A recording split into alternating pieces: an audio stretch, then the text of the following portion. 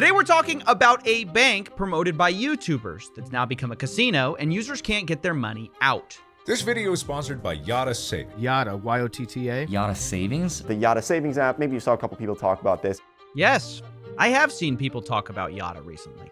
Hey, my name's Daniel. My wife and I, our family has $18,000 in Yotta that we can't get out. Over $60,000 frozen up in Yotta. $15,440.06 frozen in Yotta. $7,270.60 frozen. $583. $98,000 frozen in Yotta. $94,000, give or take, frozen. $46,699. Yeah, it's a disaster, and we're going to break down what happened. Let's start with the basics. A few years ago, Yotta Savings advertised itself as a no-lose lottery through YouTubers, where you'd get a lottery ticket by saving money rather than spending it. It's called gamified savings, and some took it beyond a sponsorship and bought equity in the company because they liked the idea that much. The most viral example of this was Graham Stephan, who claimed that I bought a bank. I decided to invest an undisclosed amount, and now I can officially say I am a small owner in Yotta Bank. Now these videos are deleted, as Yotta has become more than a harmless savings app, and users can't get their money out. But to understand what exactly happened, let's first go back to when they demanded an apology from me back in 2022. They made a brief appearance in a video called The Most Evil Business in the World, and for some reason, they didn't like the cameo. They said, quote, "Given these false claims, we would like you to issue a statement in a video clarifying that your claim that Yotta is a scam is false and misleading." Now, I never said that exactly, so I didn't apologize, but I found the next bit a bit more baffling. They tell me, quote, "You could also conduct an interview with Adam Moelis, the co-founder and CEO of Yotta, if you wish," which I found odd. Either way, I decided to today take them up on their offer. 2 years later, when I checked back in on Yotta and found customers' accounts have been frozen and their website looked more like a casino than a no-lose lottery. On their app, Yotta now offers roulette, dice, blackjack that you can lose money on. Now, honestly, I was shocked by this. This is the same company that's saying play the no-lose lottery, regular lotteries are scams, they prey on innocent people. Now they're offering gambling. So, of course, I reached out to the CEO. And he told me Yotta is not actually gambling. Quote, "We decided to pivot the business into sweepstakes earlier this year. Sweepstakes is not gambling. We worked extensively with lawyers in the space to build out the program." Now, I don't know which lawyer told Yotta blackjack isn't gambling, but it's time to get your money back. All Yotta is really doing is running a loophole. The CEO says you can't actually buy Yotta Cash, but this is a very sneaky claim, because one way to get Yotta Cash is by purchasing tokens on the app. These tokens are pointless, except that they come with free Yotta Cash. Spend $10, get 13 free Yotta Cash to gamble with.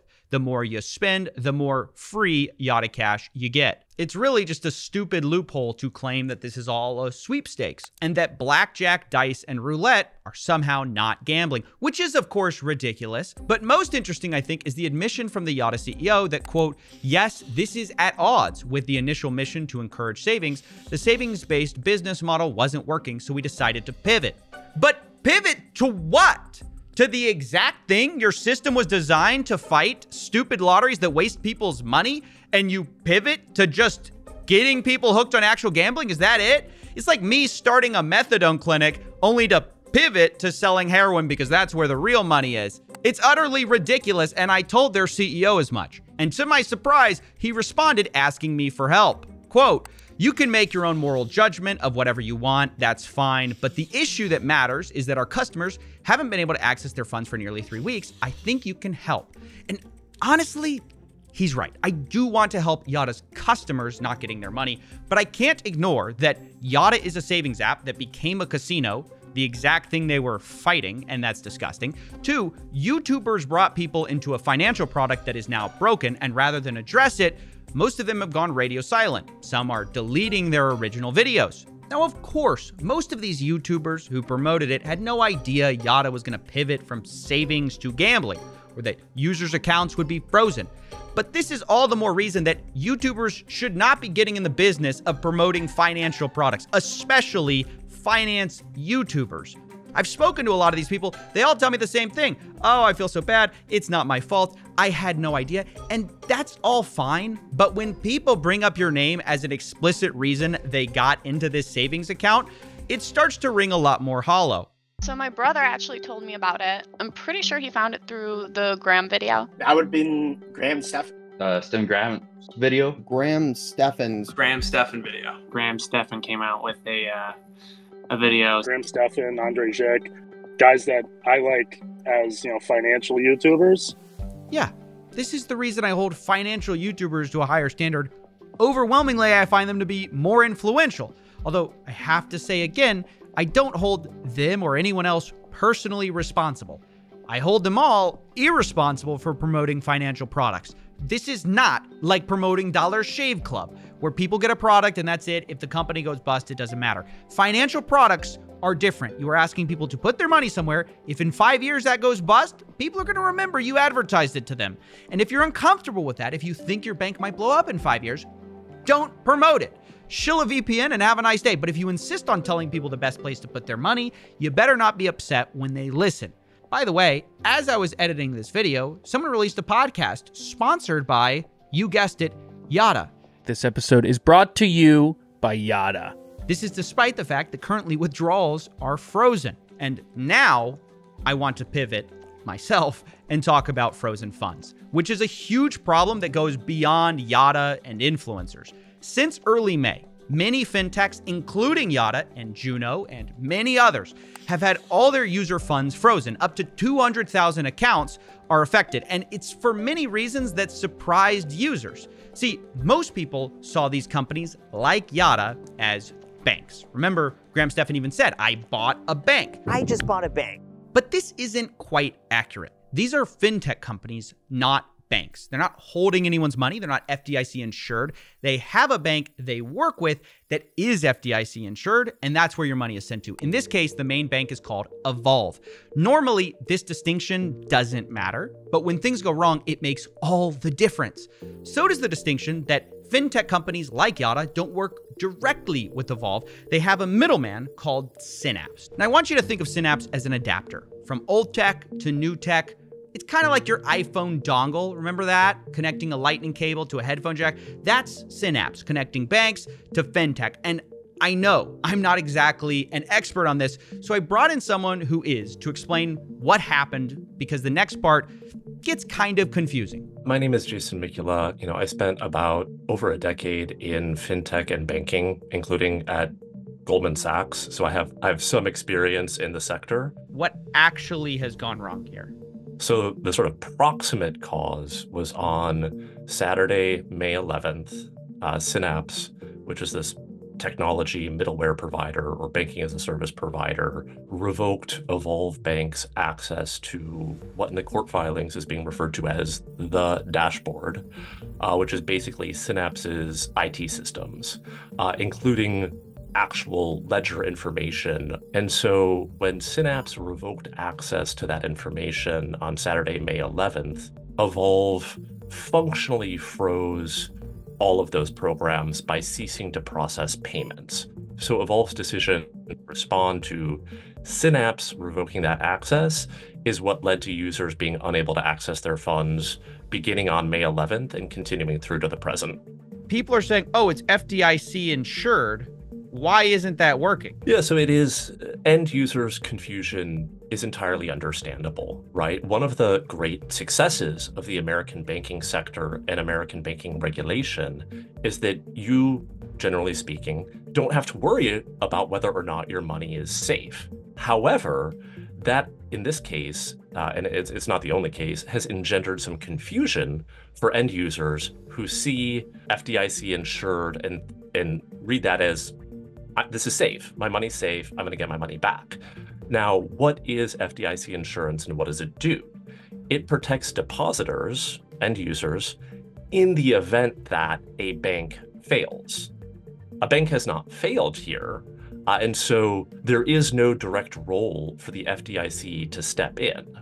If Evolve had failed, the FDIC would step in, seize the bank, and sort of figure out the next steps. That's obviously not what's unfolding here. Right. So if you have money frozen, it is FDIC insured from a bank failure. But in this case, banks haven't failed. It's the in-between layer that has, meaning your funds are stuck until this is fixed.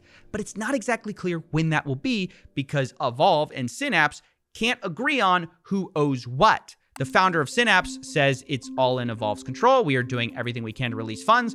Meanwhile, Evolve says Synapse's records are wrong. Quote, recent ledgers and data do not align with the actual movement of funds in and out of Evolve. Basically, someone is lying, or even worse, doesn't know what the truth is, and this isn't a disagreement about a few pennies. It's $150 million being argued about. But according to new reporting from The Information, such discrepancies were known about for at least 2 years before the revoked dashboard and Synapse's bankruptcy, meaning this could have been avoided, but it wasn't, leaving a bankruptcy trustee to pick up the pieces and hundreds of thousands of accounts frozen. And we don't know who owes who what or when. We'll find out. But all I have to say is, who cares? People need their money back. They were told these fintech programs were safe, now they're stuck. Look, after talking to the people affected, I get it.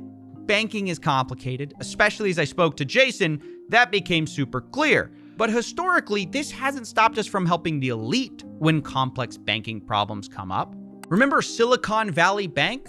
And look, I know it's a different story, but back then we moved heaven and earth to make sure startup founders got their money back beyond the FDIC insurance limit. Out of concern for the rich and powerful, we bent the rules. And all I'm saying is, I get that this is also not a traditional FDIC insurance case, but dare I say we give regular Americans the same level of urgency and empathy we gave to Silicon Valley founders when we decided to bend the rules for them.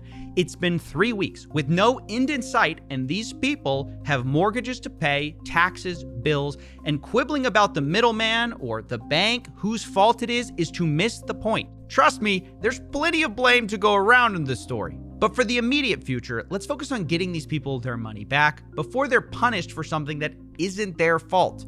Because time is of the essence. Even if these people eventually get their money back, the win matters just as much, as people with frozen accounts told me. I mean, it means everything to me. I wasn't able to pay rent for this month. I wasn't able to pay my bills. I quit my job. I quit my career to go into business for my family, and my savings is my safety net for doing that, for making such a crazy decision. So it means a lot. We really have no safety net. I mean, even if that money's not gone, it's gone for us for now. My wife and I have been saving for our first home. If this takes months, years to drag out, it's going to delay our home. I've been saving essentially for 3 to 4 years, and was saving up for a wedding and to buy a home. And you know, as soon as this stuff happened, that was actually the first week that I needed to pay off the deposits for the wedding. So it hurt me quite a lot.